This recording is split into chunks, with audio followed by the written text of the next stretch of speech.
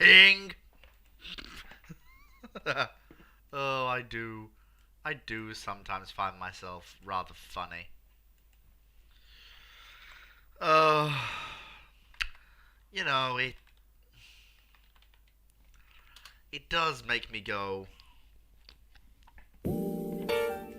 Good evening. Good evening. you sound very throaty this evening. I almost didn't recognize it was you.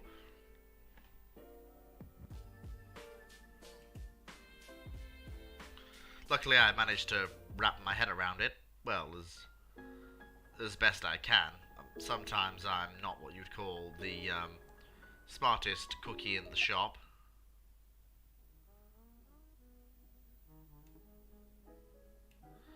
Anyway, shall we get started?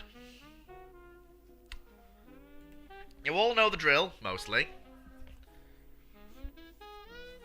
So, and you've got the two main co-hosts here, as for the first time in a while. So, we'll take questions now. Audience numbers have been decreasing somewhat. Well, there it goes. I suppose it does.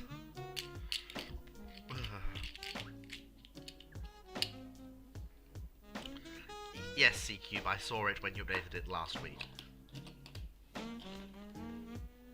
Yes, Dragon, that's because I pinged everyone because, Rex was here. I have not pinged everyone today.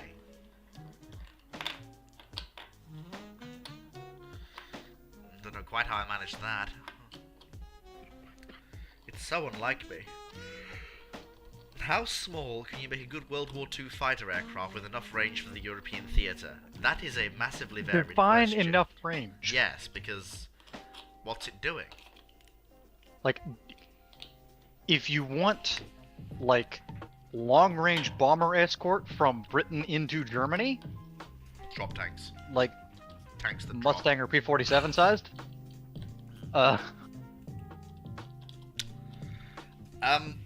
Small size is really... The age of the small fighter ended in the... fighting on the Eastern Front, oh god, yeah, you need like 6 feet of range for that. Yeah. I would also point out that the age of the small fighter had ended and was ending by the mid-30s. When you see aircraft like the P-36 come in, the early models of Hurricane, the first marks of Bf-109, you see fighters go from biplanes. If you look at it, if you put a park something like a Heinkel 51 and a Bf-109 next to each other, the Bf-109 is just a physically larger aircraft. One of the other funny comparisons is if you look at the length, width, and size of a B-17 next to an F-4 Phantom. Yeah. And Phantom is a bigger bomb load too. Yep.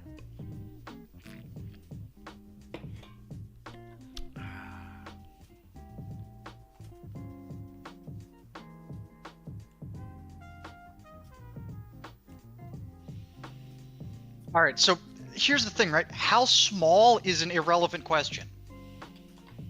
You need a dude, an engine, and some wings and shit, right? Like, you can build a very small aircraft.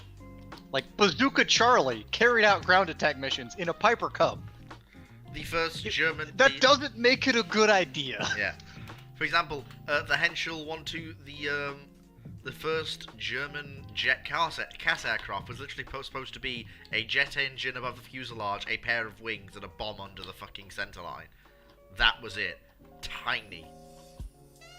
Behold, My CAS. Bazooka Charlie. Indeed. That's a Piper Cub with bazookas bolted to the wings. He has tank kills. Indeed. He then went and taught school in Detroit. I think it was Detroit. He went and taught school somewhere. CAS OP, please nerf. Actually, no. CAS not OP in the Second World War. CAS overstated. CAS dramatically overclaimed kills. It's common for aviation to overclaim kills just generally. They overclaimed ground kills even at a significantly greater rate than air kills.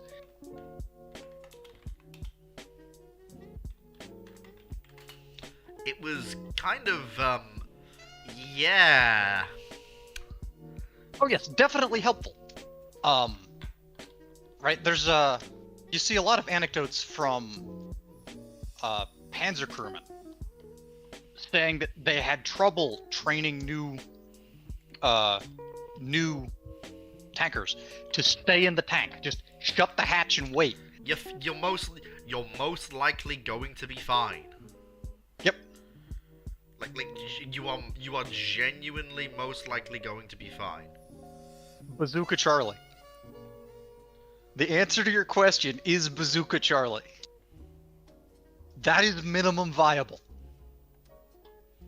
That's not necessarily, like, that doesn't mean it's a good idea. Basically, it's a Piper yeah. Cub. Like, that's about as small as small, light, and cheap as you're going to get a reasonably capable airframe. Anything that looks at it funny is going to blow it out of the sky. Basically, but yeah. It's still it's still a fairly useful aircraft.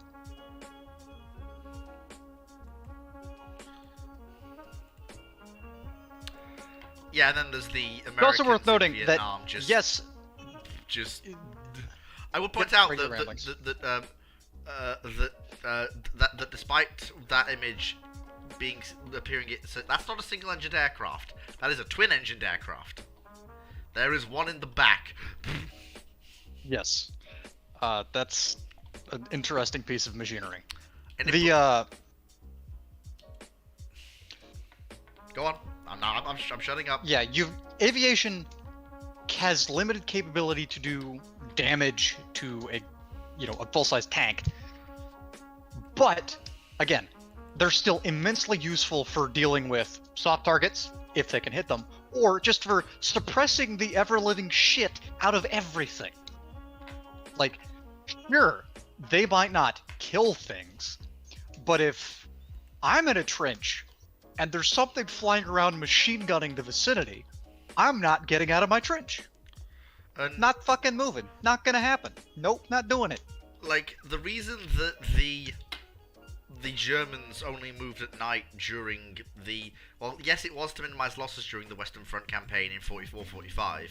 There was also do you have any idea how much wear and tear is put on a fucking tank's tracks and transmission if it has to constantly be swerving off the road to avoid CAS aircraft every time they scream overhead?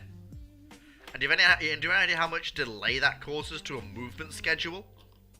Yep. Moving at night just makes it easier on the logistics and the fucking timetable. And as we all know, we can't have the timetable being disrupted. Indeed. Ah yes, the A4. I carry more bombs than most twin-engined bombers of the Second World War. And I do it with style. Because fuck you and the horse you rode in on.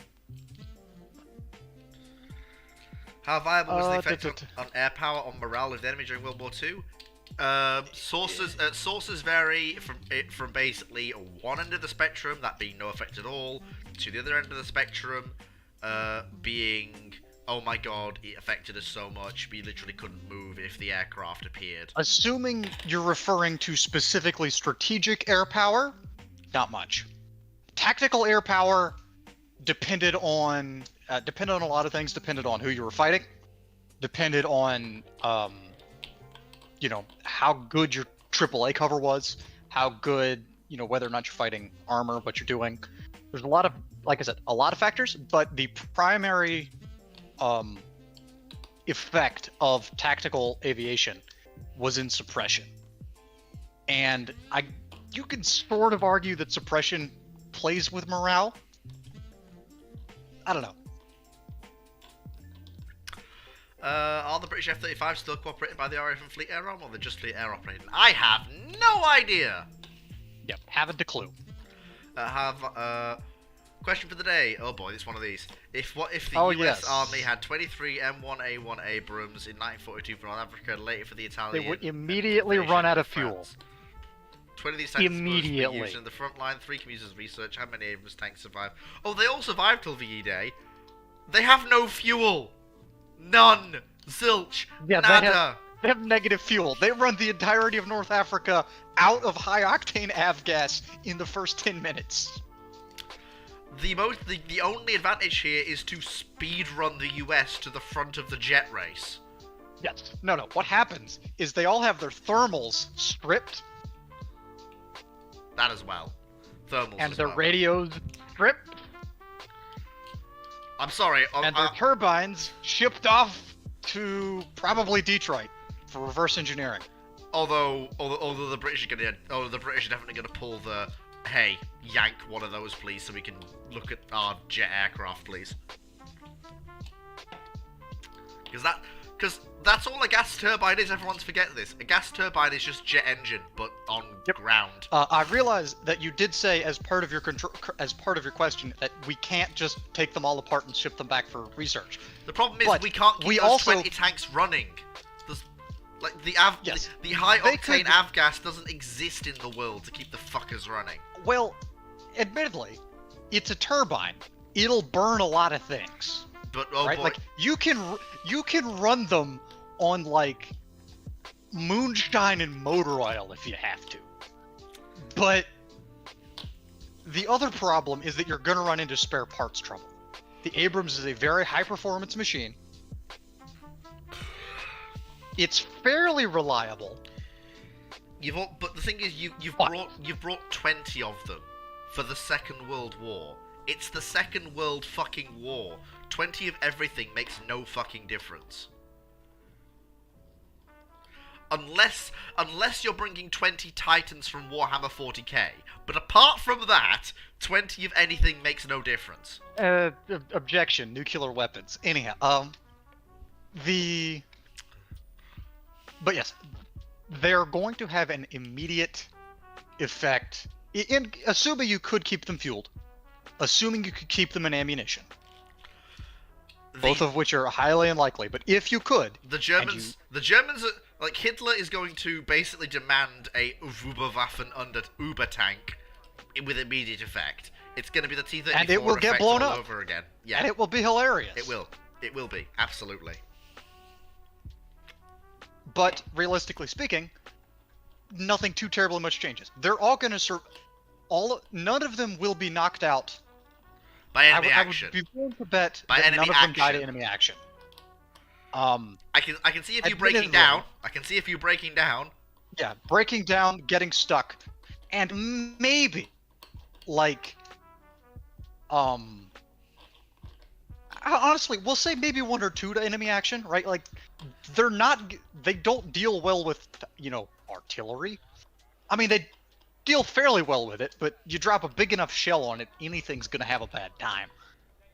A 500 kilogram bomb's still gonna fuck one up. Yep.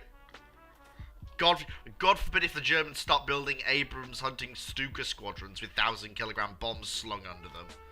Because that's just a bad time for everybody.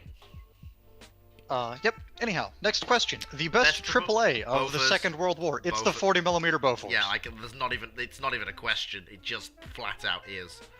Next, Cevix. Could the World War II era biplanes be modified to fight monoplanes on equal ground? For example, get my more powerful engines, strapped with gear, better guns. You can't. The problem is that you can't fit a big enough engine in the airframe. You can. We can CR-42 with this bitch. Because we can put a DB601 in a CR-42 and create the death biplane. Okay, but you're still not going to be able to overcome the fact that the monoplane is going to be faster. That is true. A monoplane with the same engine is going to be faster. It is going to have. You can outturn probably the have a higher fucker. service ceiling as a result. You can outturn the fucker all day, but he can just choose to not fight. Yep.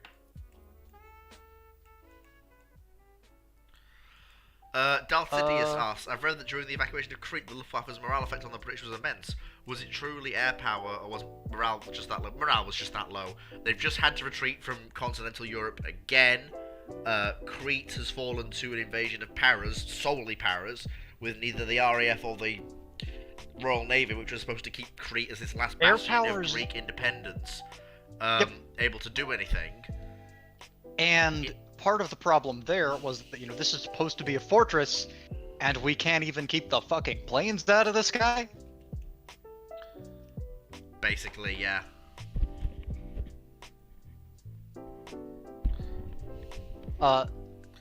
You mean big AAA, like your 88s. Don't worry about them. Just don't.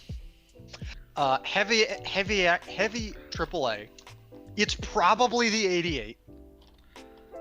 Yeah, Just because we don't have, usage data for any of the rest of them. And the 88s did knock a fairly capable tally of Allied bombers out of the sky. They did. Everyone forgets the sheer amount of 88s the Germans built, and also the suspicious lack of them in frontline postings after about 1943, when they were all suspiciously withdrawn to Germany and replaced by the Pak-43 anti-tank gun. I wonder why the anti-aircraft gun was withdrawn to Germany. The sudden withdrawal of anti-aircraft guns back to Germany proper had a notably detrimental impact on the Eastern Front, but that's beside the point. Also, Masters of the Air bingo, which I find hilarious. Yes. Yeah, that is about right. Yeah, that's all. Yep. That checks. I will be very surprised if that doesn't happen. If Poland has warning of the German invasion, well, it's not just the Germans who invade them is the problem. The problem is that Poland was always going to get... Here's the thing. The Polish army, in their plans, were reasonably confident they could fight to a standstill Germany or Russia. Yes. Not both at the same time. And their defensive planning basically consisted of stay alive until Britain and France can get involved. Thing is, what people don't realize is that the German advance was starting to slow as the Germans reached the end of their logistical chain. Polish mobilization was starting to gather pace. They were new mobilized brigades and divisions were being formed up. The Polish army was swelling to a point where if the Russians hadn't invaded, there would have been no gaps. The panzers would have run into Polish troops everywhere, and H. Brigitte, the Poles were fielding anti-tank weapons that would just penetrate the armor of any panzer in existence. Yep. And the other important question is that the question is flawed from the jump. Poland can't launch a preemptive assault, because if they're the aggressor, then they're hosed. Their geostrategic situation, if they preemptively invade, preemptive invasions aren't legal. You can't do that. George Bush is a war criminal. Yep. And more importantly, so is every time the Israelis have done it. You can't do that. No, you can't. It gives you a massive advantage on the downside of basically your allies go, we can't support you now because you did that. Yep. And the thing is, if the Poles do this, they're gonna have to. First of all, the Germans are gonna see it coming, and first of all, a month in advance is not enough time to prepare for that. Secondly, if the Poles do start preparing for that, Germany is literally going to have the best casus belli they could ever fucking want. Literally, the Poles are going to attack us for East Prussia. You're literally handing Hitler a W here. He may be able to spin it so that the British and the French don't get involved. Because the Poles are starting this shit. If Poland actually fires the first shots, he almost definitely will. Remember, they try to make it look like Poland started it. It didn't work, nobody believed them, but they did try. Whereas this time, Poland actually... Well, the thing is, there's a difference between... you know what? A few people being shot at a border outpost? You know what? The Allies can believe that's faked. Polish artillery shelling fucking Eastern Prussia and Polish tank columns rolling across the border while the Polish Air Force conducts CAS operations in Danzig against the German battleship Schleswig-Holstein. That's slightly harder significantly to less fake. believable as a false flag. All right, moving on. If World War II is more destructive, say twice as many people die, do we see a greater increase in anti-war sentiment? Probably not. No, because we all knew World War II was going to be shit. It was. Yep. But unlike the First World War, the longer World War II went on, the more clear it became to the Allied civilian populace that they were fighting for something more than just, winning the war. They were fighting to actually uphold the way they lived. And Killing Hitler is the writers of the universe deciding to give humanity some character growth.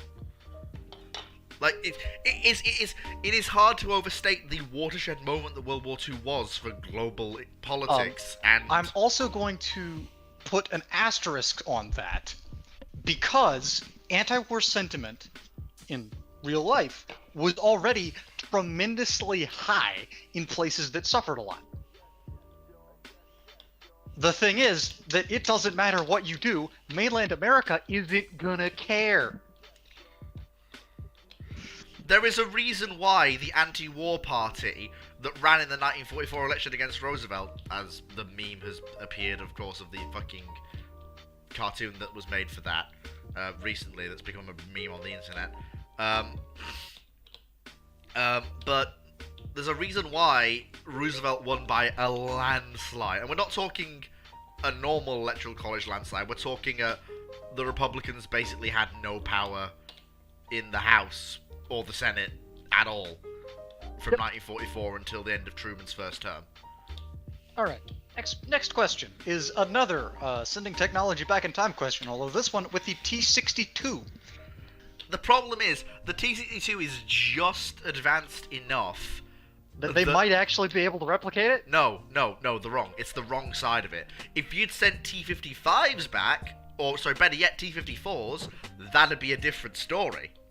Yep. But the T-62 is just the wrong side of sophisticated to be a problem. Yep. It's with the T-62 you start seeing the Russians moving towards quality. You see a bigger gun, you see optics for the gunner and commander, you see first generation, like, you start seeing the Soviets really start to... The thing they can probably get out of the T-62 is the engine. Yep. They can, the engine, some of the suspension geometry, they can directly make use of a lot of that. Yeah, because if it's only a couple of T-62s, they're going to be tearing those two things to pieces. Yep. All right. Moving right along. If the B-29 is developed faster, I'll just read it verbatim. The development of the B-29 is accelerated by 2 years, and it goes into mass production in late 42. Does the US AAF send B-29s instead of the B-17 to Europe? If they do, are they going to be better at daylight precision bombing over Western Europe and reduce the shoot-down and casualty rates the 8th Air Force took historically? No. Firstly, they can't accelerate the development of the B-29 any more than they already did. It went into service with engines that set themselves on fire. I'm not making that up. We took Iwo Jima to literally give them a place to fucking land. That was the whole point. That whole battle daylight precision bombing is always a stupid idea. Always. Doesn't matter what you're doing it in, it's always a stupid idea. The only way you somehow get the Luftwaffe to stop shooting them down is if you somehow MacGuffin 200 B-36 pacemakers into existence, because that fucking thing flies so high in a World War II context that the Germans physically can't get to it. Correct. Daylight precision bombing is never a good idea. You can't do it. It's also not precise, but moving on. No, the B-29 is not going to be sent to Europe. The B-29 is going to be earmarked for the Pacific in its entirety. Yep. We don't need the range to bomb Europe. The production lines, even though, we're going into mass production, is not as simple as you think. You have to spin up the lines, And train the remember, workers. again, the B-29 was already rushed into service. You can't really get the thing into service any earlier than it was. Like I said, the engines set themselves on fire. Yeah, we're hand waving this. You want to not talk about a mature B-29? That's called the B-50. Yep. And that thing doesn't come around for a lot longer. CQ Prophet was asking, we had said the Bofors was the best anti-aircraft gun. He's asking about the 5-inch 38. That's a dual-purpose gun. Dual-purpose gun. Pretty good. Doesn't count. Doesn't Not count. dedicated AAA. Doesn't count. Yes, Blair is also a war criminal. Yeah, remember, the B-29 program cost more than the atomic bombs. Yeah.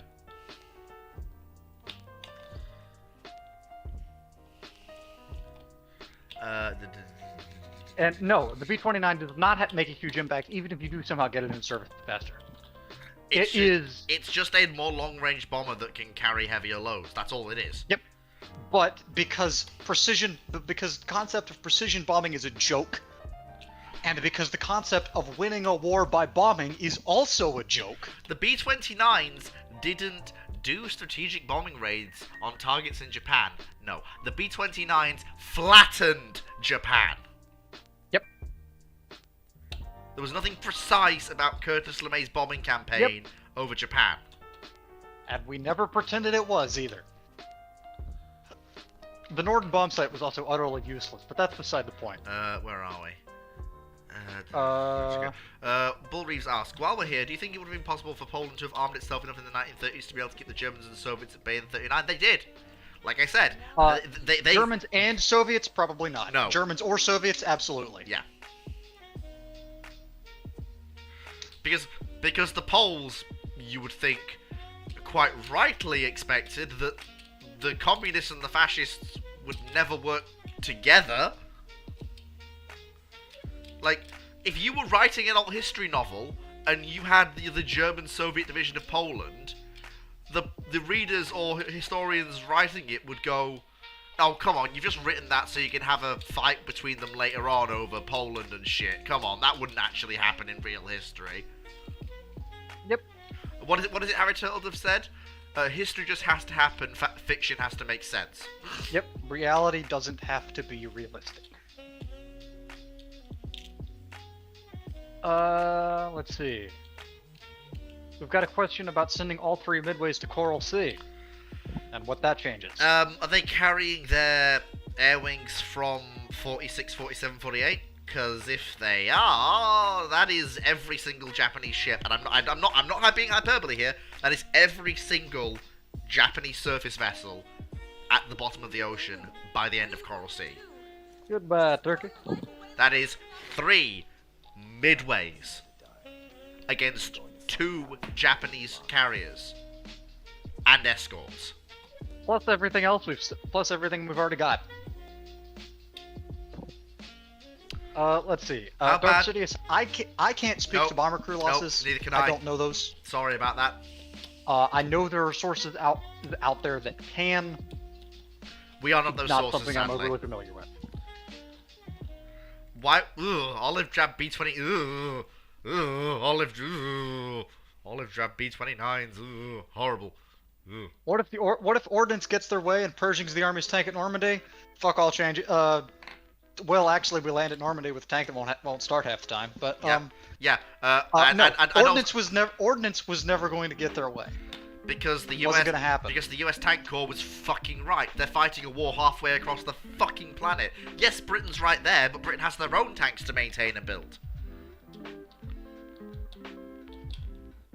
We didn't need the Pershing. Everything the US Army needs has to be shipped across the Atlantic through the fucking U-boats, then stored in Britain, then shipped to Europe, then driven, or by the late stages of the war when they've actually started fixing it, trained across Europe to the front, and then it has to work in the toughest combat environment that the US Army had ever seen. Even if Ordnance does get their way, and they manage to browbeat the European theater of operations into wanting to take Pershing, you now have to build enough of them, and that's going to be the hard part. Sherman, you don't see the Sherman we can absolutely crank out in job lots. In fact, we've got so much of them we can tinker with the fucking things to create Jumbo and Easy 8. Yep, and then we scale back production in 45 because fuck you. Oh, no! Well, I'll get to that in a second. If the Poles mobilize later, can they hold out? Or if the Poles mobilize faster and can plug the line? Again, like I said, the Poles, as we've said, the Poles can deal with either the Germans or the Soviets. British and French maybe troops are not maybe going they in can't hold country. forever. No. But they can hold long enough that the French and British get there. The French or British get there. Yeah, basically all the Poles have to do is hold for a year, maybe 2. Yes, if that long. Because Britain just needs to get an army of 1 million in the field, which they can do within a year. Because bear in mind, the final equipping of that army was taking place when Dunkirk happens and throws a massive spanner into the works.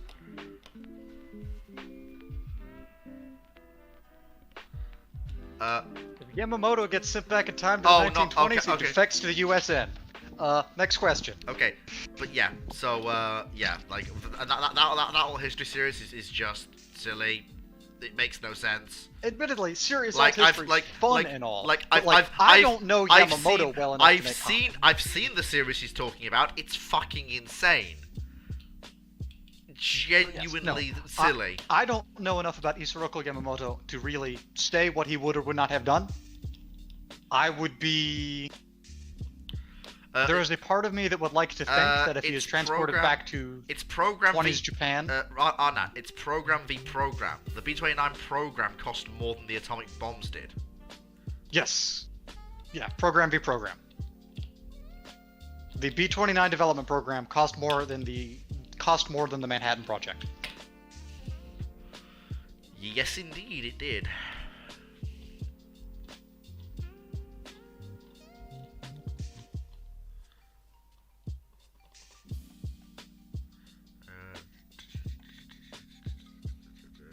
A10 Brown asks, what if the US put the T-20 into production? It wasn't going to, it wasn't reliable enough. T-20, basically, a lot of these tanks... the Ordnance Department can go kick rocks. Yeah, a lot of these tanks that people say, well, the US should have done X, the US Tank Corps goes, can it run 1,000 miles without any breaking down? And can we fix it in the field with a wrench and a small crane? No. It is also worth pointing out... Then we don't care! that the decision about what material is actually going to Europe is not being made in Washington, D.C. It's being made in Europe by division and theater command. Although it's worth pointing out at this point, Europe can mean anything from the deserts of North Africa to the Italian mainland to, well, wherever the US Army is. Yes. The decision of what material they get in theater is not made by the War Department. It is made by the theater commanders. Right? Like, there's a theater commander, his staff, and then his subordinate commanders all have a say in that decision. If they don't want it, it doesn't go. Remember, we land at Normandy without any 76mm Shermans. Because the division commanders didn't want them. Were they correct to do so? I don't know, but that was the reality. They were very, very attached to what they had. Dragon asks, if the T-14 and Excelsior were able to be developed faster at the start of the do you think they would have been put into service? Possibly. T-14, no, Tanks is not going to accept T-14. They will say they don't need it. They've got Sherman. Excelsior might be taken on by the Brits, but I don't know. I'm struggling to think of a role for Excelsior that's not already filled by Churchill. Britain needs mobile tanks, and Britain needs heavily armoured tanks. But Britain doesn't have a need for a heavily armoured mobile tank. Because they don't. Sherman. If you're Britain and you want to crack something, you throw Churchill at it. If you're Britain and you want to charge something or go flanky, sneaky, or just do general medium tank things, you throw Cromwell at it. If you don't have either a Churchill or a Cromwell, you throw Sherman at it. And the Sherman will probably work. Question about Port Moresby. Can the Japanese take Port Moresby? I don't know enough about what was yes, there. The invasion force is reasonable to take Fort Moresby if no engagement happens at Coral Sea. That is a yes. They can. That's part of why Coral Sea is so important then. Was the B-17 a good bomber, or was it overrated? When it was designed, fucking brilliant. By 1945, getting a bit long in the tooth. Yeah. It was a very, remember, the B-17 enters service in, is a mid-30s design. 38, I believe. It's 10 years old by 1945. And those, that's April 38. Aerospace development is extremely fast. It's just old.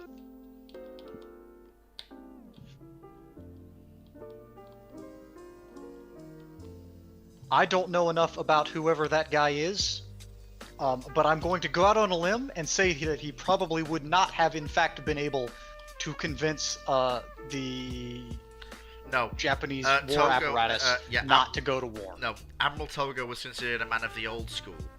One of the people who would... He was one of the people who'd argued for Japan's participation in the Washington Naval Treaty. His voice would not be listened to. If anything, if he spoke up, he'd be possibly even purged, despite his status as being one of the people. They want more than a seat at the table.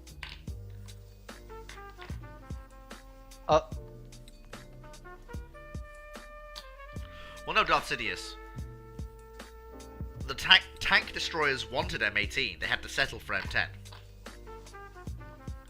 Because Then M18 once they got M10, some of them didn't want to switch, but they had wanted M18 from the jump. What if the Soviets intervened in Korea instead of China? Same difference. No, World War fucking 3. That's one of the Security Council members interfering in the fucking... interfering against the legitimate government the United fucking Nations is supporting. There's a difference between China doing it, because China is still technically a rogue state and not part of the UN, and the Soviet Union doing it, which is part of the UN fucking Security Council. Yep. Alright, moving on. Is the Israeli M51 modernization package for the Sherman good?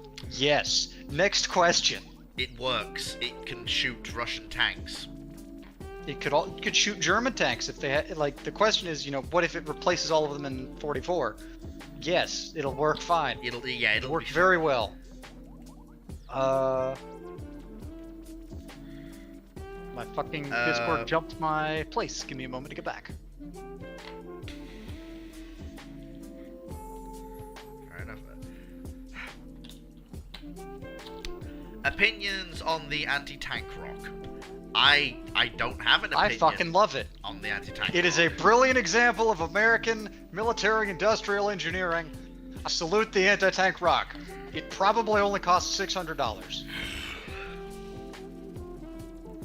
Somebody put a Lockheed logo on it, and I guarantee it'll cost $6 grand. I gotta say, I hate everything about that Congo.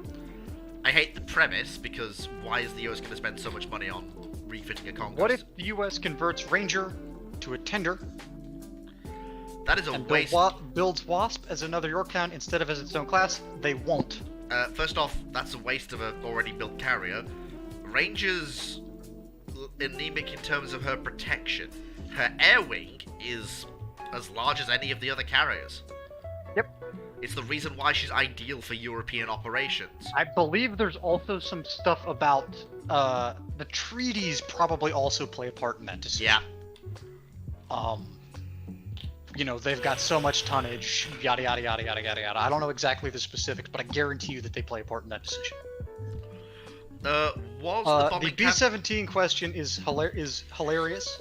The defensive guns were nowhere near as good as the Army Air Force thought they were going to be. That's not to say they were bad, but they weren't as good as the Army Air Corps thought they were going to be. And the concept of defensive guns on bombers at all very rapidly became obsolete after the end of the war. Yes. CQ Profit asks, was the bombing campaign over Germany a bad idea? No, absolutely not. It may not have impacted production, but oh boy, the logistical impact. You want to move stuff by rail? Bombed. You want to work in that factory over there? Bombed temporarily. You want to use that railway station? Bombed. What about that dam? Bombed.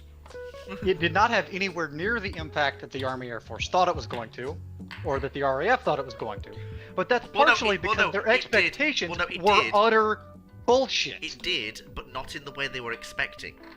What it did was tie down amounts of Luftwaffe resources over Germany. At the beginning of the war, the Army Air Corps and the RAF both legitimately think that they can win the war by aerial strategic bombing, and nothing else. That is a fucking pipe dream. Yes, that is true. It was never going to happen.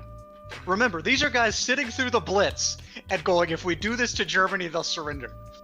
Yeah, no. That's a special type of genius right there. What if the Army was issued the anti-tank rock? Unfortunately, the anti-tank rock did not actually work. Prime Noel, that's not entirely the case. The USAF had bomber escort doctrine. You see it quite early on some of the shorter raids that the US does. And also you see P-38 Lightnings coming in very early as well until they're retired from European theater operations. Which is a damn shame. It's a very cool airplane. I like them. And as we all know, how cool an airplane is should be the sole deciding factor in what the bombing campaign did not have a great morale effect on Germany. Not in the way you're... Nope. Not really. The primary effect of the bombing campaign was to hasten Germany stripping the resources and people from its conquered territories. And it did remember, Berlin doesn't go to wartime rationing until, like, the Russians are 10 feet away. Yeah. That's a slight exaggeration, but yeah. The basic point stands. Germany, do you want to know the funny thing? Germany ramps up. If you look at the German war production graphs,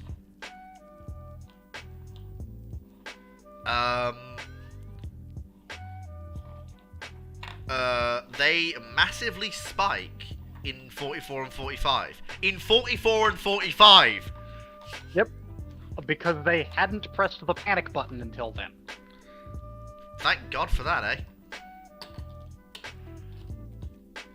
Do you think the arrival of the Merlin Mustang and other escort fighters turned the tide in the combined bomber offensive? I think it reduced bomber losses. Turning the tide is a bit much. If Percy Hobo Hobart, the inventor of the Blitzkrieg tactic, had still been in the British Army and in charge of all armoured divisions at the start of the war, would he have prevented Germany from steamrolling it? There is so much wrong with that question. I do appreciate the question. Percy, if anybody deserves to be remembered as the inventor of Blitzkrieg, Percy Hobart's up there for it. But there is so much wrong with that question and the premise. I mean, I need to go and splash water on my face so I stop crying. Please, start answering that one, please. Can he stop Germany blitzing Europe? No, because Britain doesn't have any tanks with which to do so on the continent. Remember, the fall of Poland is a meticulously planned operation that succeeds in large part because of German and Soviet coordination and cooperation. The fall of France is a fluke. 99 times out of 100, France is able to put up a more stringent resistance.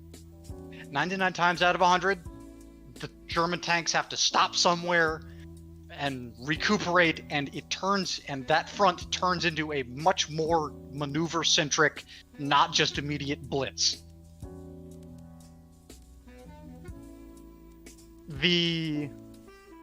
It's worth noting that the concept of concentration of armor and strike and exploitation is a core component of armored vehicle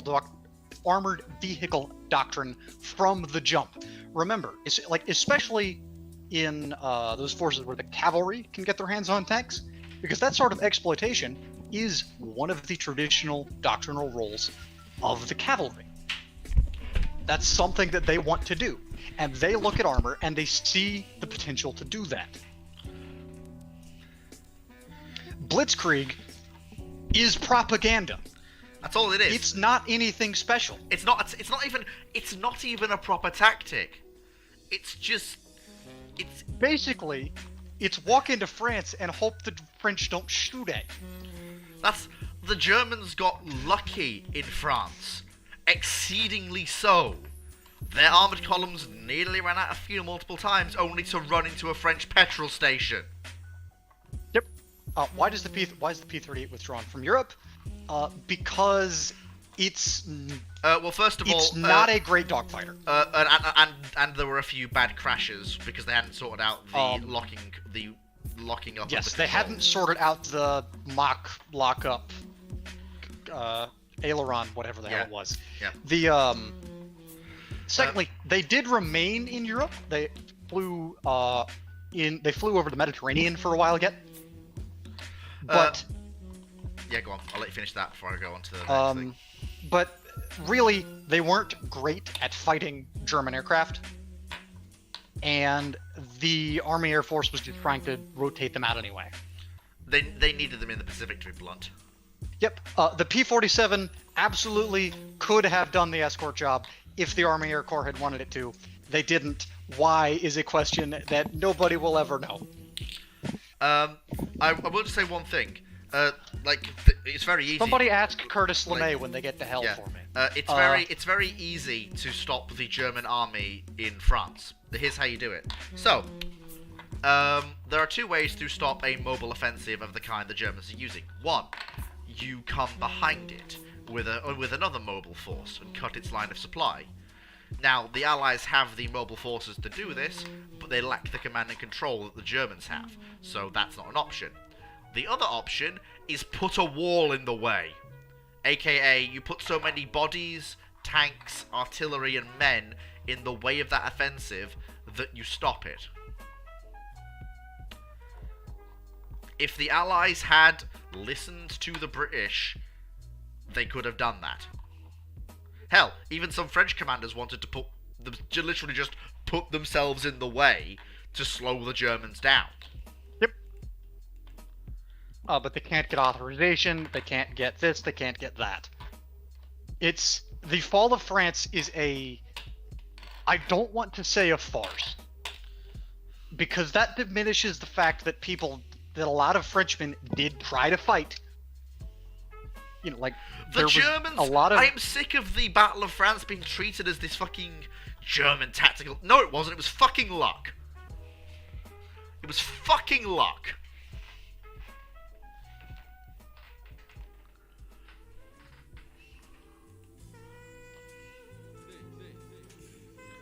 It is genuinely depressing to watch people sing the praises of the Panzerwaffen in 1940.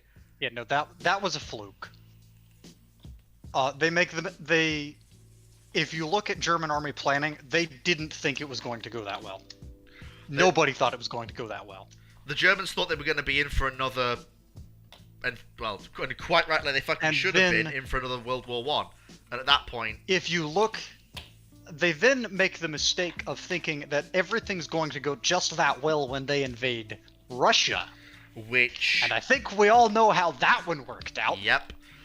Which actually, you could say that I still think it's a net negative that the battle... A lot of people say losing the Battle of France won the Second World War because they invaded Russia overconfidently. No. Us winning the Battle of France would have meant that Germany's trapped in a land war in Western Europe, and I hate to break it to you, if the Germans don't go east, Russia comes west. Simple as. One of the two was going to start the war, and it was just whoever thought they were going to be ready first. It happened to be old Hitler in our timeline, but if Hitler's tied up in a war in the West, well, old Joe's going to rub his hands together and go, "Does your tobacco taste different lately, comrade?" He smoked. He would, unroll cigarettes to get the good quality tobacco out of them, and then and smoke in the pipe. Yeah, then put them in his pipe.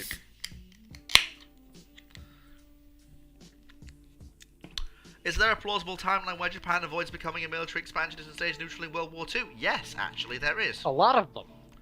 You basically have to take the wind out of the sails of the militarist. Well, no, sorry, they're not the militarist faction. Well, they are, but they're better The to imperial, the people who think that Japan needs to be is independent. deserving of being a great power. That's not. Yes, there is that. There is that. No, all of the Japanese politicians think Japan's worthy of being a great power. The difference is how they're going to get there.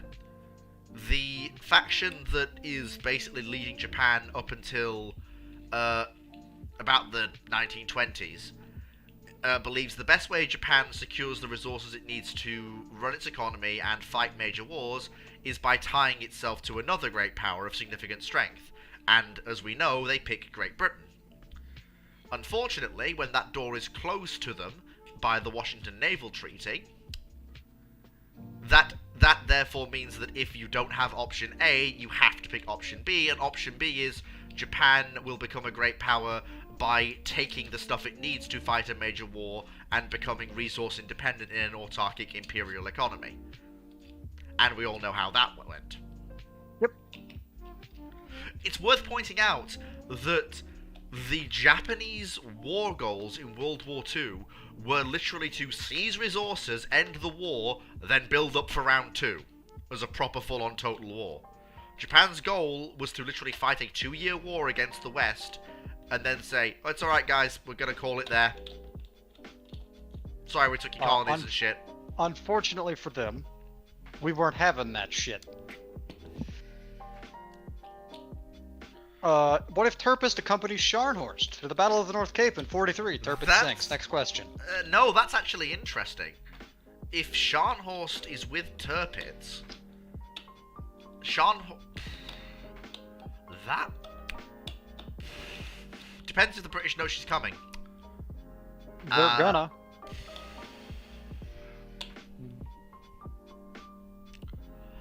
Yeah, because the thing is, because that's the thing, if Tirpitz sails, what are the British going to bring? They're not just going to bring Duke York and a bunch of cruisers. They're going to have to bring another capital ship. Yeah, they'll come loaded for bear. Because that's the chance to kill the last 2 German battleships in one. They're still going, Tirpitz is going to sink. Or the question is, what sinks Tirpitz? Yeah, no, Tirpitz is going to sink, or she's going to run. She's not going to pull off some miracle if second she runs, Bismarck. She'll die tired. No, she can run. No, she can run. Where? Back to normal. Back to hole up in a fjord? Yeah. Okay then. She dies in a fjord. Yeah, we know, but we're talking about North fucking... that is very too close to modern politics about the US's rifles new army. We don't know if it's good or not because it hasn't been battle tested. And the only true test of shit. Next question.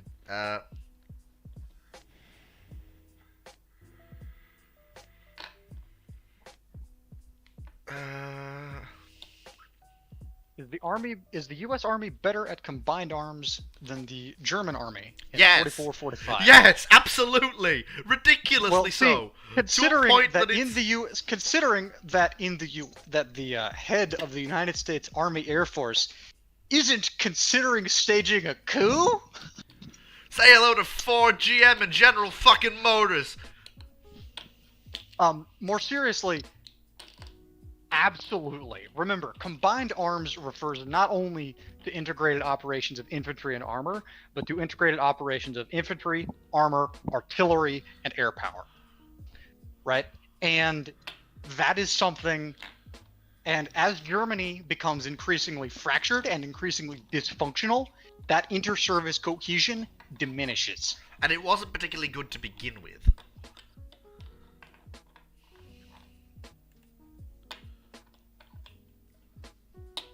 What I will say is that, do you want to know the funniest thing? the British Army in 1940 is better at mobile warfare than the German Army in 44 and 45. The British Army mechanized Like the during British, the course of the war completely. the British Army, the BEF was specifically maintained as a fully motorized and mechanized force. That's everything: logistics chain, artillery, anti-aircraft guns, command centers. The whole point was France would sit there as a bulwark, and the BEF would run around basically like a madman, stopping an offensive here, conducting a counterattack there. That was the whole plan. And then Britain would rock up with a mobilized, non-mechanized army to help hold the line. While again, the BEF went running around like a headless chicken. Yep. It's worth noting that... How do I put this? Never mind. I had a thought and I've forgotten it. Moving on. Opinions on Langsdorff. Was scuttling the Graf Spee a good idea? Yes, he had no choice. He had no way to get new fuel oil. He was fucked. He kept his dignity.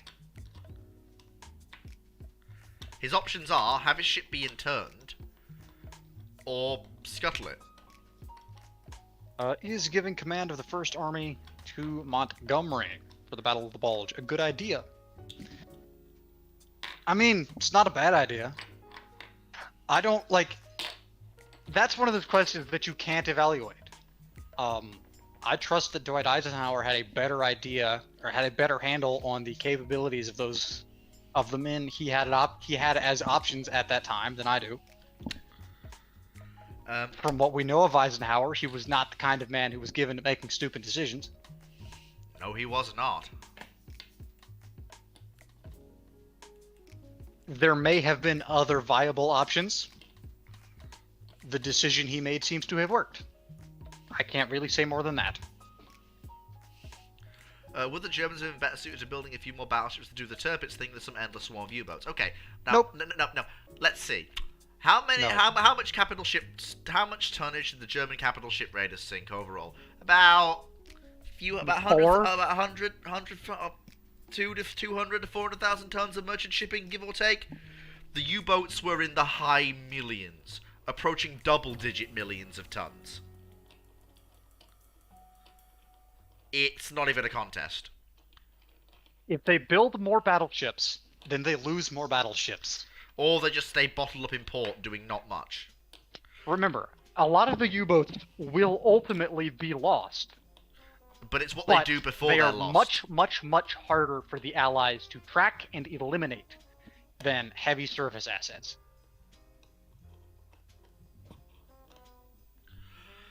What if... Quite frankly, they should have built fewer battleships, as in none, because they can't do anything with them. No, they need battleships. No, they don't. No, it actually, by operating as a fleeting being, it did actually it forced the RN to keep assets in fleets, waiting for them to do something. Made the RN's blockade of Germany weaker, and did enable blockade runners to get in and out. Fair. And of course, it enabled them to pull things off like the raid by the Scharnhorst that was very successful and caused a panic in 1940-41. And let's face it, even though Bismarck was sunk, she did clobber Hood, which, well, no battleships, that doesn't happen. Yep. What if all nations get their jet fighters 5 years earlier or later? Well, earlier, World War II was a jet war. Straight up. World War II's a jet war. World Here War- we fucking go. World War II is, well, jet fighters, I think. Cass and bombers are still probably going to be mostly piston-engined. I'd say that the U.S. might have a jet bomber by the end of the war. The British are definitely going to get something like the Canberra. The Germans are Yep. going to get something The like... question is about how quickly they can do it. Yeah. Because it takes a lot longer Actually, to build... well, the other interesting question is, do Harrier aircraft probably remain propeller-driven for Of course, at least a very early chunk of the war? Oh yeah, you're not going to see jets until late war on carriers, just because no one's going to trust that... Well, I mean, they take too long. They take too much space. Yep. Let's see. 5 years later with the jets, because that was the other part of the question. We're 5 years behind the curve with technology now. That's all that changes. And Korea's a piston engine war. Yep. Does the modern U.S. Army rely too much on air power? Well, I guess that question depends on how much you believe in the ability of the United States Air Force to deliver on the Army's requests. They tend to do all right. Yeah, they're pretty good at it. Bismarck's run goes about as well as it should have, and 2 German ships end up sunk. How does this change the war? Nothing. Nothing. Bye-bye, bitch. Nothing.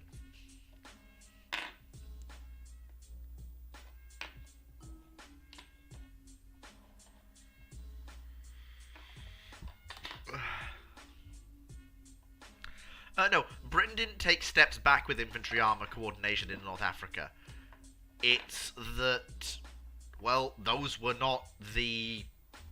That's not the BEF. That's the scratched together forces in North Africa, and then you've got the mass... And then you've got mobilised personnel and a mass conscript army coming to North Africa. Yeah, good luck keeping the same standards of infantry armour coordination. Yeah. Because mobilised personnel are not volunteers. There is a massive difference. The pre-war volunteers are always going to be better than the mobilised personnel, bar none.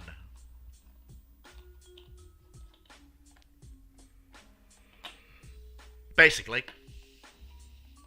Don't ping me, guys, I'm getting down.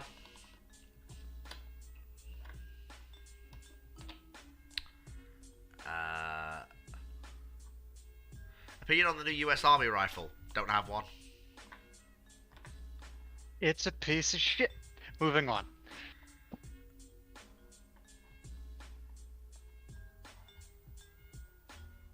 Another question. How would the jets level the horsepower imbalance in late war props? I didn't even realize there was one. They don't need to. Even with a horsepower imbalance, they can dictate the engagement. Boom and zoom is a bitch. Yes.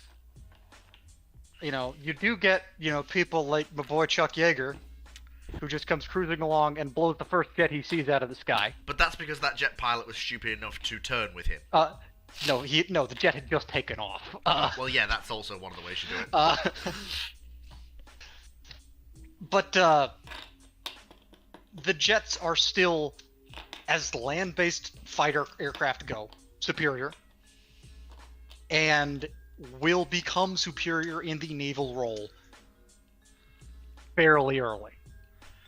Your typical gunnery. The ability to dictate the engagement is worth so much more than any hypothetical turn fight crap. Yep. Your typical gunnery officer asks, do you think Ranger and Wasp air group could sink Bismarck in 1941? Oh my god, yes. In a heartbeat. First of all, I'd give Ranger better odds, because Ranger's throwing half a Lexington air wing's worth of Dauntless dive bombers with 1,000-pound bombs at Bismarck. Bismarck is a flaming wreck rolling over to starboard by the end of the first fucking run. And there are still more SBDs coming. As for Wasp, she throws torpedo bombers as well as dive bombers into the mix. What if the Germans stopped building U-boats, or stopped building capital ships after the Scharnhorsts and have additional U-boats in 1939? The Royal Navy is going to be very nervous because they have a lot more extra U-boats to deal with. And that may result in the Britain having to sue for peace, TM. AKA, we will temporarily bow out. Basically, they'll tell Germans, oh yes, we're so sorry, yeah, we'll sign a ceasefire with you, please stop raiding our convoys, we'll accept your conquests in Europe. Start building all the fucking escorts, and for God's sake, wait for Japan to fuck up. It delays things a bit. Yeah, and then here's the thing. If it does anything. Yeah, if it does anything. And the thing is, I've said this before. If the Allies are, if Britain is forced to sign an armistice with Germany, it's a cease fire and acceptance of the status quo antebellum. The Germans cannot impose terms. The Germans cannot impose territory requirements on the United Kingdom. The Germans cannot impose anything for their Italian allies either. The best Germany's gonna get is, we stop shooting at you. And lift the blockade. And that lasts... Cindy... And that lasts Good. until the Japanese are killed, and then the Germans, and then the US and Britain turn around and go, so Germany, cracks knuckles. Come here, you little shit. Basically, yeah. Cue 3 nukes on Berlin, and you know. Technocratic Syndicalist asks, the coup being officer succeeds and managed to hold back the surrender to Japan, but both an American and Japanese land... Yeah? Japanese? You mean British? I assume that's a typo. Yeah. With the Soviets sweeping through Korea and the rest of China, how does this change American naval policy? Well, first of all, the Americans will become very committed to the idea of filling the sky with things that stop missiles, because the best way I've ever heard the Ahoka describe is a fast, short-range anti-ship missile that has terminal guidance, avoidance of threats, and an ability to identify its target at long range. A missile like that wouldn't appear in actual service until about the 70s. And the US was preparing to deal with that from the end of the Second World War. This will just reinforce that because, yeah, the kamikaze threat for the invasion of Japan is what real. we see come out of this is a US Navy that is much more focused on littoral operations. No, I fundamentally disagree with that. Because they... Why do you say that? Because they're fighting in and around Japan. I mean, yes. They're having to fight in close, in and around the islands of Japan, dodging through that giant, charging through an archipelago. That's not easy. And by that point, there is very little that the Imperial Japanese Navy can do as a fleet in being or as any kind of strategic projection asset. Yeah, which means that the naval doctrine is going to focus that the late war naval experience is going to be in this close-in landing support role. Yeah. I'm also going to point out just very quickly that the Soviets have no way to land any realistic force on Japan. And they're damn well gonna land somebody, though. Well, I'm not even sure they will. The IGN, yes, they will. The IGN, they're not. There is no way in hell they're going to not. The IGN may not be able to stop the United States, but they can definitely stop the Russians. Politically, the USSR is going to land troops in Japan. They might not do anything. But politically, if there's an invasion of mainland Japan, the Soviets are going to be involved with boots on the ground. Excuse me. Tactical nuclear deployment? Not particularly. Just strategic nuclear deployment. The concept of a tactical nuke doesn't exist yet. Strategic nuclear deployment. Keep blowing up cities.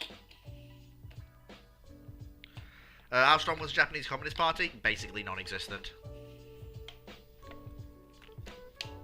Why is the XM7 a piece of shit? I'm not going to answer that question. It's clearly obvious. They seem to be awfully popular post-war. Yeah. Because the Japanese people felt betrayed by their leaders, both because they surrendered and because they didn't win.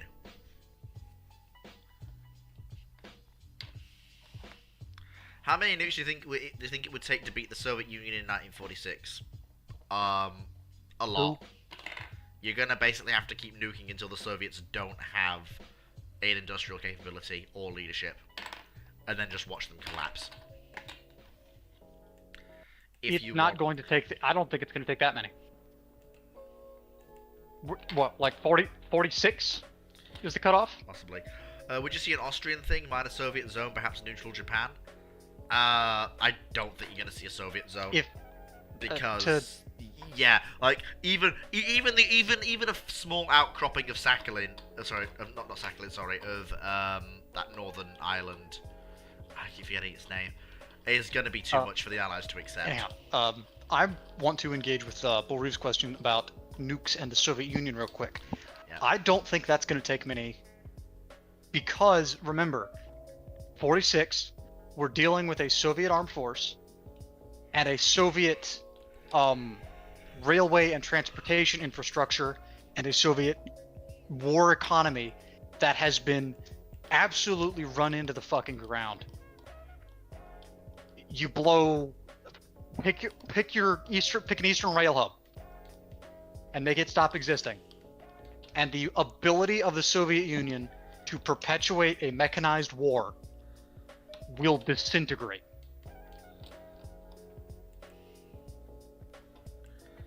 And let's not forget the They haven't yet been able to integrate the various new Soviet states into their defensive planning yet. They're going to be their grip on them is not tenuous at best. They're going to go from they're going to range the gamut from not that useful to actively taking up arms against Moscow and anywhere in between. I don't think you need to see that many mushroom clouds. Maybe 2 or 3.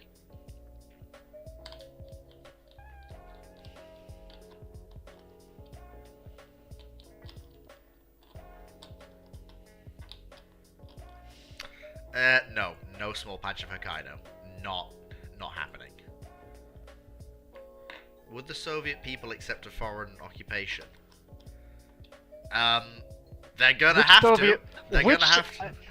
Point of order. Which Soviet people? Because the Russians occupied a lot of the rest of the Eastern Bloc. And I would point out that offering freedom to Ukraine, Belarus, Lithuania, Latvia, Estonia is very tempting. Finland's going to be salivating over the prospect of getting its fucking land back that it lost in 1940.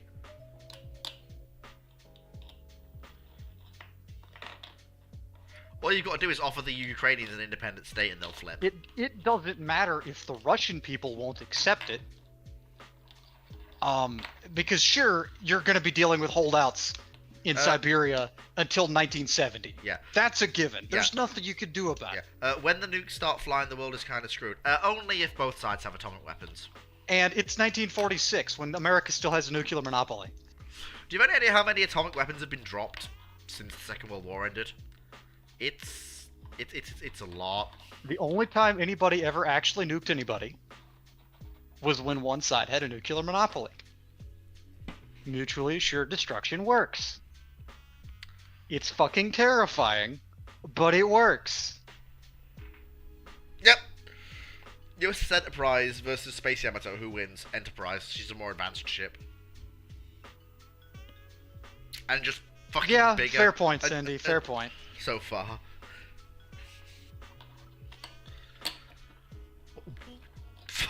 It's the Stuka's discount cousin, Fred.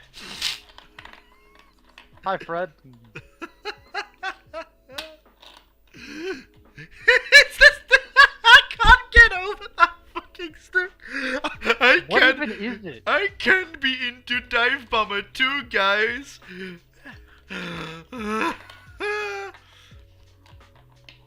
Is mutually assured destruction more of a political concept? Mutually assured destruction is a strategic doctrine. It's also a reality. Quite frankly. Yes, it's all three. And it is real, and we all live under it, and we all live because of it, funnily enough. Although, Israel and the nuclear ambiguity policy that they love to think, but we don't need to get into any of that. Maybe we have nuclear weapons, maybe we don't. You don't want to find out, do you? What's the Army Air Corps trying with the XB-15 and XB-19? Are they too big, and is that why they go for the B-17? They're trying things out. The XB-15 and XB-19 were basically, how big can we go? What do we need to build large aircraft? Without those two projects, there is no B-29. Yep. They're curious. They're doing technical development. They're never going to go into. These are not being developed with the intention of bringing them into service. The Army Air Force of the time, in fact, the Army and the military industrial complex of the time, did a lot of that. They built things that they didn't need to see how it worked, to see how it would work, to get experience in building things. Indeed. Right. Well, Remember, this is an era in which the Army is still willing to do industrial knowledge contracting, right? Like, the Army is buying things it doesn't need at prices higher than it has to pay for them, just so the industry can learn how to build them. yep. Because we're thinking ahead.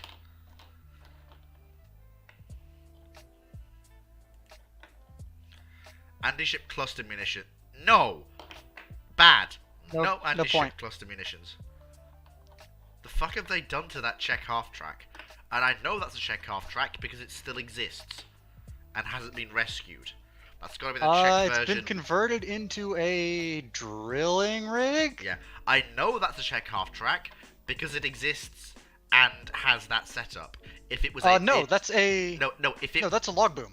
if it was an actual... That makes sense, actually. Yeah, if it was an actual German SUD FK251, e.g. an original built in the Second World War, it would have been rescued and preserved by this point. It must be one of the thousands the Czechs built after the war. Because... Yeah, that is a... Honestly, that's a pretty practical piece of equipment. They've put a logging knuckle boom on the end of I guess that probably rotates. what That makes a lot of sense as a piece of equipment. What if Germany didn't invade Poland? When do you think the war starts and who starts it? Well, first off, why didn't Germany invade Poland? Because that's Germany the real... Because knows damn well what they're doing when they invade Poland. Yeah, like, it's a gamble that the British and the French won't get involved, but the Germans are by this point fairly confident that they have the strength to fight a conflict, at least to a standstill, and get a white peace settlement out of it.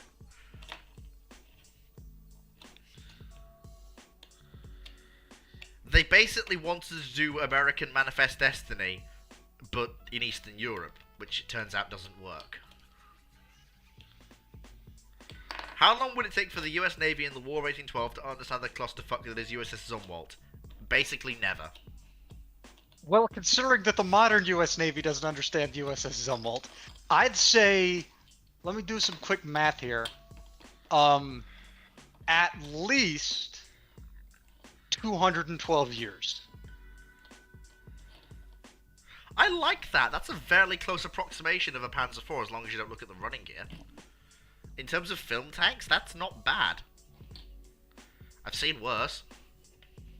We're not doing flying battleships. All right, moving on. I Yeah, the 8-inch quick-firing smart shell thing. That was an interesting procurement decision. luckily Goddamn Beltway bandits. yeah, So luckily that didn't work. the basic idea was that this thing would mass replace the Otto Malera. It was supposed to fit in a similar footprint, use similar technology, and then, well, they only built like 2 of them. Yeah. And as we all know, when you only build 2, the economy of scale doesn't happen.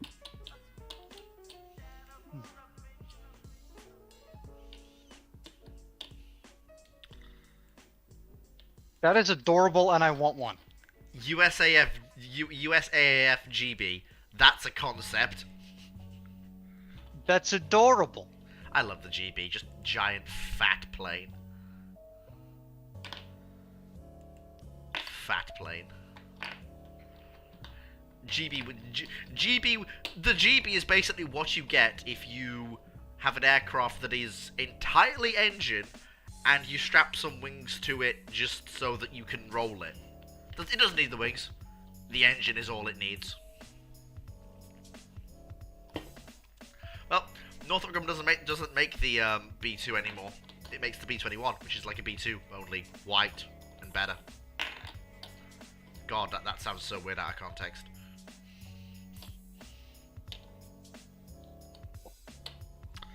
5-inch 62 versus the Ottoman era 5-inch gun. They are modern naval 5-inch guns. Fucking about the same for the use you get out of them. Genuinely does not matter which gun you pick.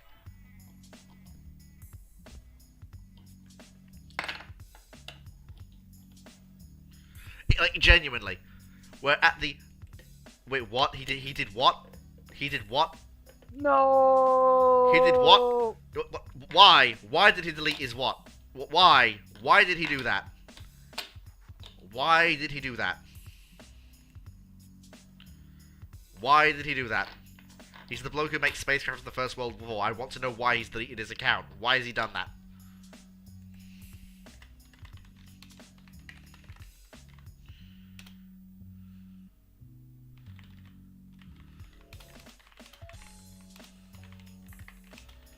I must know.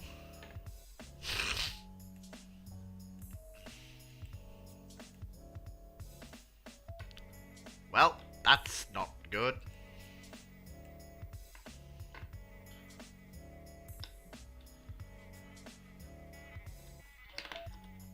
That's disconcerting.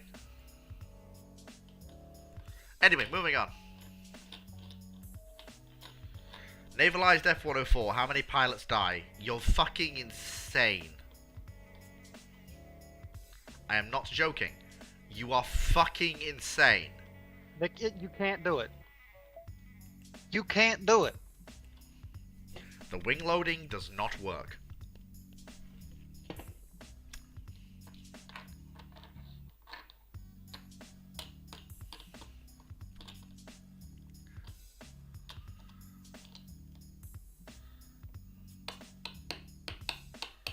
Sure you can, just make the carrier long enough.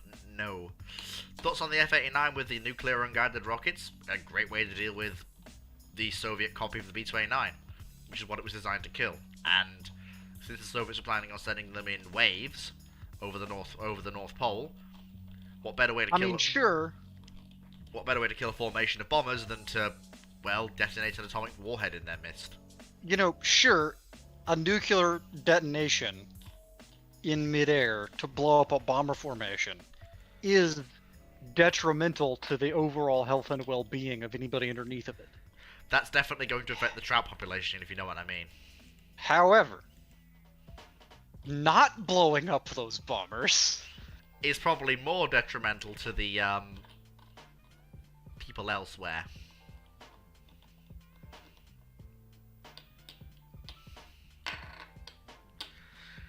The only way you use unguided rockets to attack bombers in the Cold War is either if you're at close range with the chin of the F-8 of the later versions of the F-86 that extends and fires rockets, or you just strap a nuclear missile to a rocket and yeet.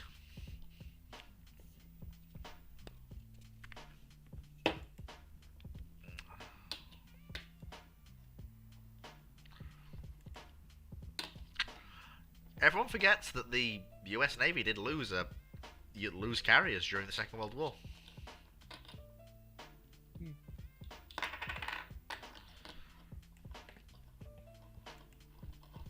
We love the genie. Genie's hilarious. If Russia didn't go communist, giving one country that was... Well, first off... Well, England invented it. Yeah, well, first off, the ideology was invented by... by a Austrian, I think he was, Karl living Marx. in Britain. Yeah, Karl Marx. The ideology was always going to exist. As to who was going to go communist first, it was expected that the Western powers would, in the aftermath of the Great War. Of course, this didn't happen because, well, first off, both Britain and France had been quietly doing this whole thing called socialism. Probably the French. Moving on. Crew of a Soviet destroyer. Cindy can go into this ad nauseum. Yeah, I'm sorry, I love that. Don't know Crew of a enough about Soviet destroyer watching from the front row seats as the US Navy disembowels the Iranian Navy during Operation Praying Mantis. Comrades, we must not piss off the US. Yeah. Now they're getting a chair. Bang. Oh. God. Good times.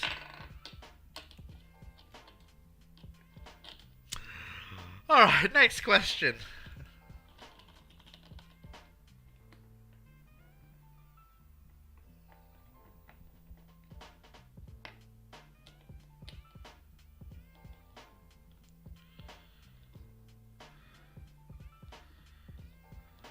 You asked an inherently political question. I don't know what you were expecting. What country is the most likely to invent communism is an inherently political question, I hope you realize. And of course, there's no real way to know. The Soviet Union just happened to be the perfect storm. The Soviets happened to pick it up and run with it, but they didn't invent it. Point of fact, they had to first create the conditions to... whatever, we don't need to get into it. Moving on. Anybody else have any other conventional questions? Come on, folks, you've got... Christ, that ship's been disemboweled, alright? Bloody hell, there's none of it left. Bloody hell. About Steiner. Yeah, that's about right. Yeah, both two sides of the same coin there. Have you nuked Hiroshima today? No, but I plan to.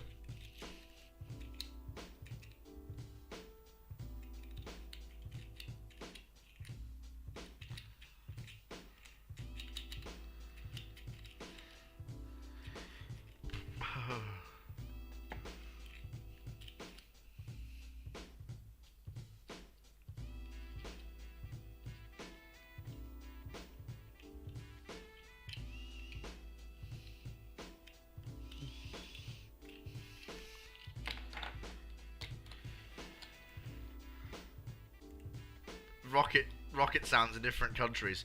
Whoosh. Whoosh, whoosh, whoosh, whoosh, whoosh. Right. Fucking, yeah, that's about right.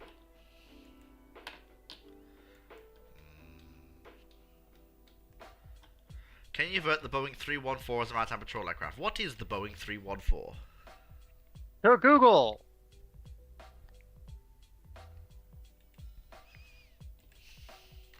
Oh, it's the Pan Am Clipper. I can think of several reasons why that's a bad idea. Can you? Yes. Should you? Probably not. First off, it's very big to be a maritime patrol aircraft. Second off, I think They did. Well, no. Yeah, they were used as transports. They're pretty decent for that. Yeah, that's what I'm saying. There are better things to use an aircraft that can cross the Atlantic non-stop for in the Second World War. Yep. Because the value of that is hard to overstate. Yep. In the fucking Second World War. Your Catalinas are fucking incredible. I love them. Yes. They're brilliant. They're the best combat aircraft of the war, and I will not be taking questions at this time. Indeed. And they're coming back, boys. You know it. Somehow. You know it. It's like that meme. Somehow, the Catalinas return to active service. What if New Jersey accidentally fires a nuclear shell at Vietnam? The Germans didn't invade the Paris Commune. The French did. The French crushed the Paris Commune utterly. And rather brutally.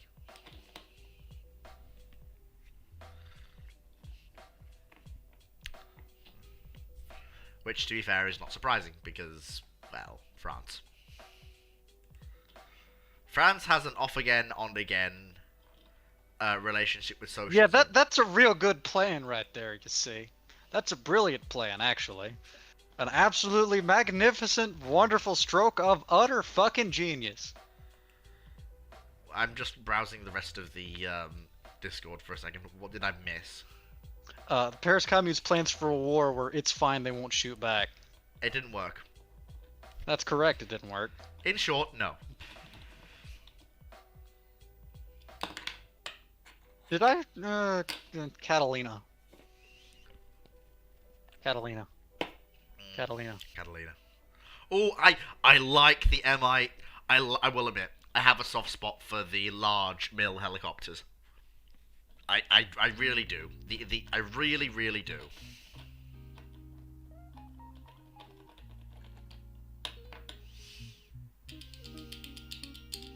Catalina. Catalina. Catalina. Why have you reacted with an eggplant?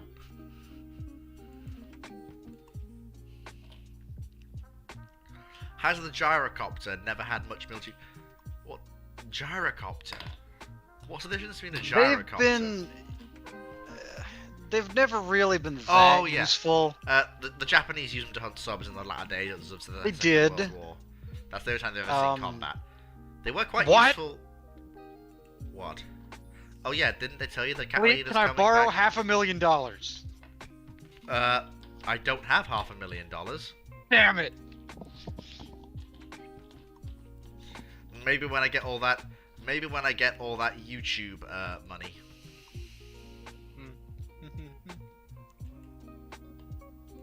It's located in New Zealand. That'd be a flight to get it home.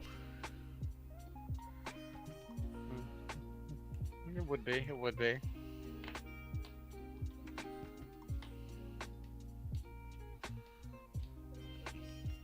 Damn, that's a gorgeous airplane. It is. Ah, the Tu-160 Blackjack.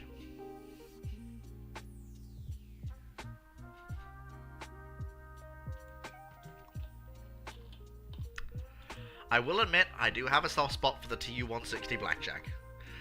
Shipyard asks, Fleet, do you reckon the Rotodyne would have made a good naval aircraft if it was proven successful? I am struggling to think of a role for it, if you must know. Helicopter plus turboprop airliner, I'm genuinely struggling to find a use for it within the RN.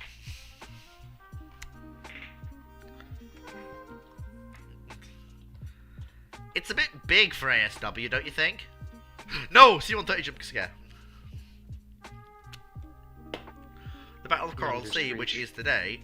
What would happen if both sides intended and wanted to have night service actions with their cruisers? Which sides would come for the win?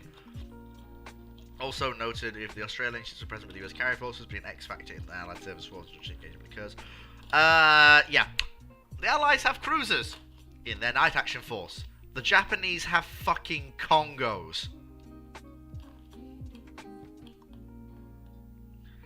I'm sorry, but radar or not, Congos versus cruisers not in the confined waters of Guadalcanal.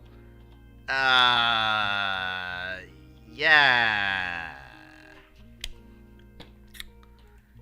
Yeah.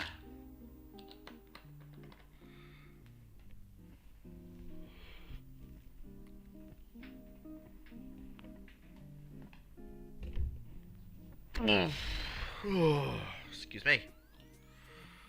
Whew.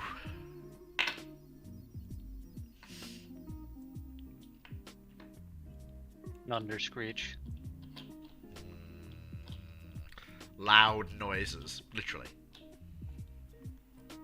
Thunder screech is a hell of a name for something that just fucking screeches. Basically.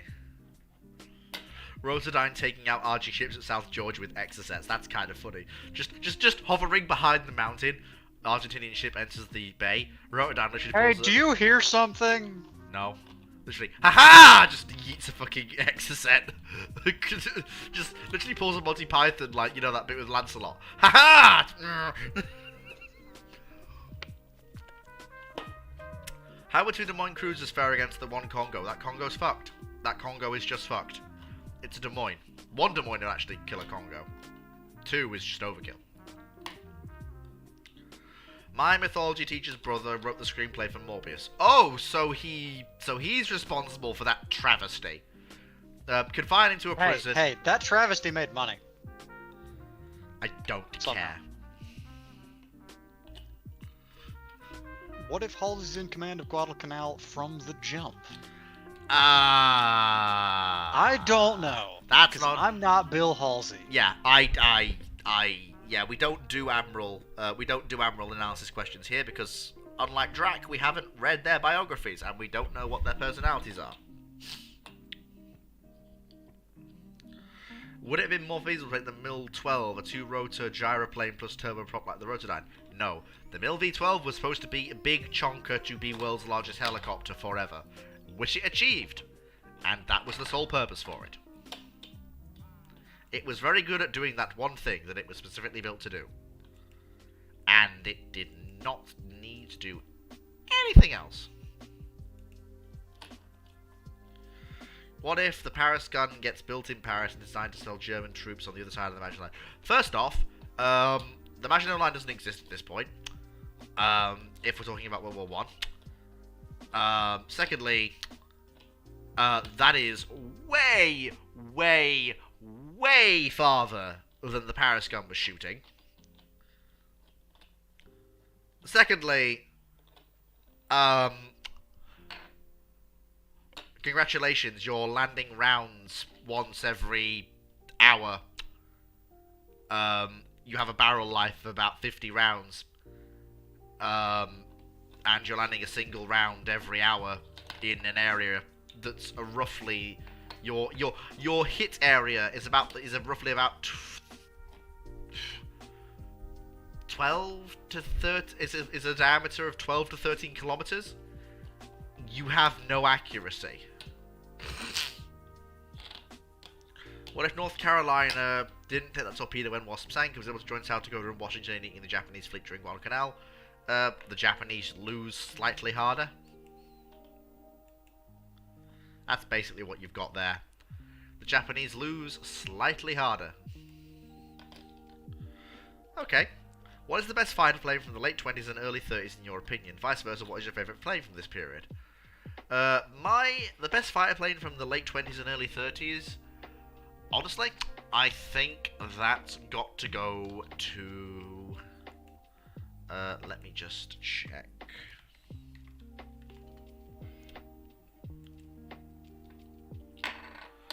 Honestly, that's got to go to the for me, it's got to be a tie between the Fiat CR42 and the Hawker Fury. For that, honestly. Yeah, I'm with, I also have to go with Curtis Hawk. I like it. It's neat. No, but favorite plane from the period... Oh, never mind. No, I'm agreeing with somebody in the chat, yeah. For the favorite aircraft from the period, I'm going to have to go with Catalina. Oh, my favorite aircraft from the period is very easy. That's LZ-127. Graf Zeppelin. And yes, Catalina does only actually fly in 35, but I'm hoping that's early enough to make your cutoff. I mean, look at it. It's adorable. I have been fascinated with Graf Zeppelin for a great many years. She's this great symbol of what Weimar Germany could have been. She's this beautiful symbol of a peaceful interwar Germany before the rise of fucking Nazism. What? Oh yeah, she Helicopter Square Dance Team. Doocy-doo in the sky. I want to believe that exists. No, it's Doocy-doo. Dromasaurus, I said 32, not 42. That was a real thing. Hallelujah! That is the most American thing I've ever seen. Thank you for telling me this. Legitimately. Oh, I can't believe I missed Shipyard's birthday on the 22nd. That is unlike me. 1943, every aircraft in the world is turned into one-to-one mock-ups made of bread. What happens? Everyone eats good tonight, but then there's a nom. But then, there is no aircraft until the factories catch up. So, well, first off, the German army is basically punching the air on all fronts because, huzzah. When's this happen? 43. 43? So, first of all, the German industry's punching the air on all fronts. Hermann Göring gets fatter. Yeah. The German Navy in particular is like, alright boys, turbines prepare to sail, they have no aircraft, go, go, go, go, go, go, go. They can't fucking recon us to know when we leave the fjord, let's fucking go, don't tell anyone we're leaving, just go. Some random Norwegian dude with a radio. Just shoot all the Norwegians in the surrounding area. Right, yes, because, I mean, this is Nazi Germany. I was gonna say that might have repercussions, but they're the Nazis. So, like...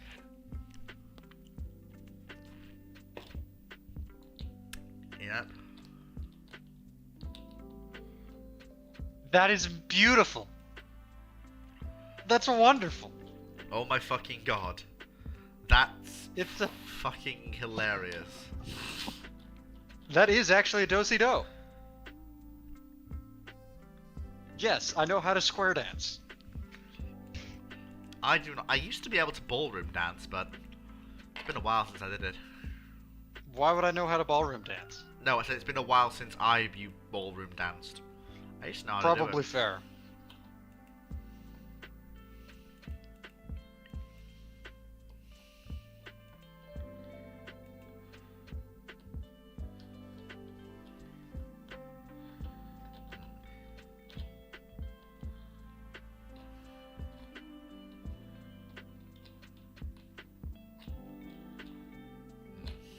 Anyway, back to the question about aviation turning to bread. What's done with the bread? Like...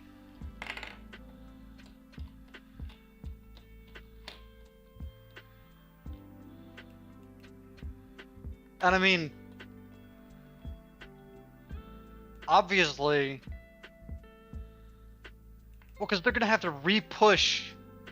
Like, the US is gonna have to re-push aviation out from our heartland, right?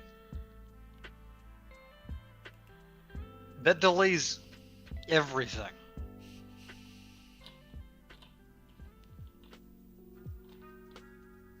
Oh, it's good bread. Okay, that's important. Yeah, that's very important. Fucking hell. Disposing of bread in the middle of a war is not a problem. Ever. Feed it to the people! I mean, I guess there's now a fucking shitload of bread on Guadalcanal. Bread.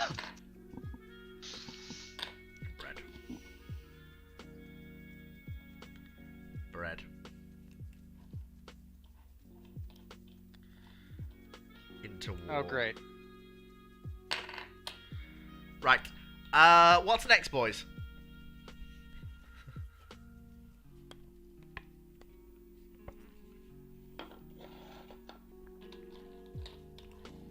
Look, we've had some really good questions. I've actually had some pretty good questions this week, so let's keep them up. 2-level Dippin' Fighter is still one of the greatest possible options, because Action Surge is one of the best abilities in the game. I cast pistol. Parry this, you fucking casual.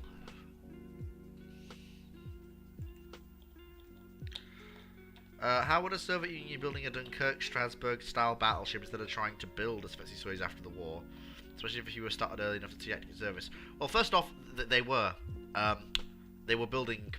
It's called the Stalingrads. That is literally the whole thing. Battle cruisers. Thank you for that image.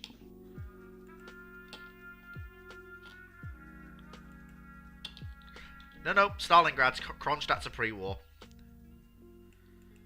The Stalingrads are the post-war cruisers, Kronstadt's are the pre-war cruisers. Yeah, the Swiss shot at everybody. Oh, well, first off, it doesn't matter what it doesn't matter what a smaller battleship. It doesn't matter what the Russians try to build. They don't have the metallurgy. They don't have the experience. Sure, they've been building up to cruisers at this point, but building a battleship is an entirely different kettle of fish. And since Stalin's in charge, he's gonna do what he did with the Soviet Soyuz. Instead of letting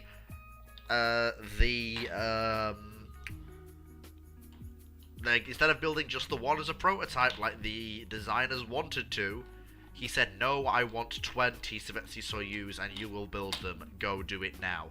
And as we say in the Red Fleet timeline, when Stalin jumps, you say how high on the way back down. You keep jumping because Stalin didn't tell you to stop. Indeed. Thank you for that thank you for that image too. Do not anger Joe. That's beautiful, and I want one. Thanks, I hate that.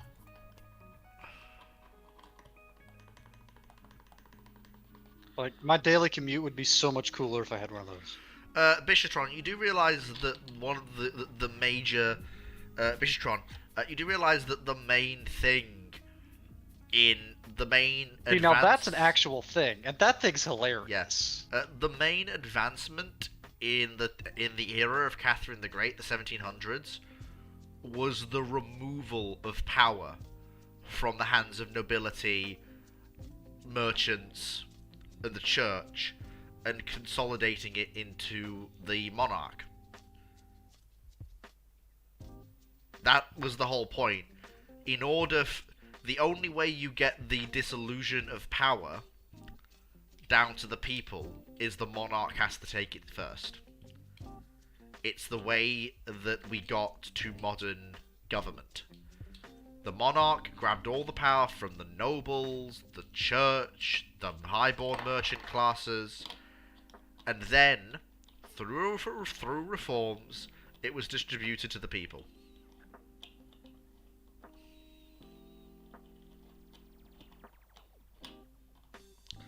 That looks like something Jerry Anderson would fucking come up with. I am not fucking kidding. It's hilarious.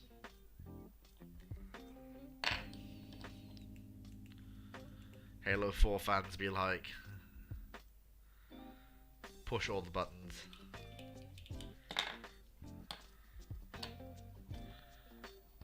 Yep. Yeah, you can't speedrun it. You speedrun it, you end up with Imperial Japan. He's basically right. Right, I think I'm going to have to head out here in a minute. To be fair, I was going to wrap up anyway, after a few more it seems questions. like we're wrapping up pretty well anyhow, so... How would a Starling... will- Okay, I'm sorry. Okay, final question, because we can end this one off with a nice little bow. How would a Stalingrad fare against the Vanguard? The Stalingrad gets its teeth kicked in. Vanguard is a full-scale battleship. The Stalingrad is an Alaska equivalent. If a bit more modern. And with that, and on that terrible disappointment for the Soviet Union, it is now time for it to end. Thank you so much all for watching. We hope you've had a good time. I know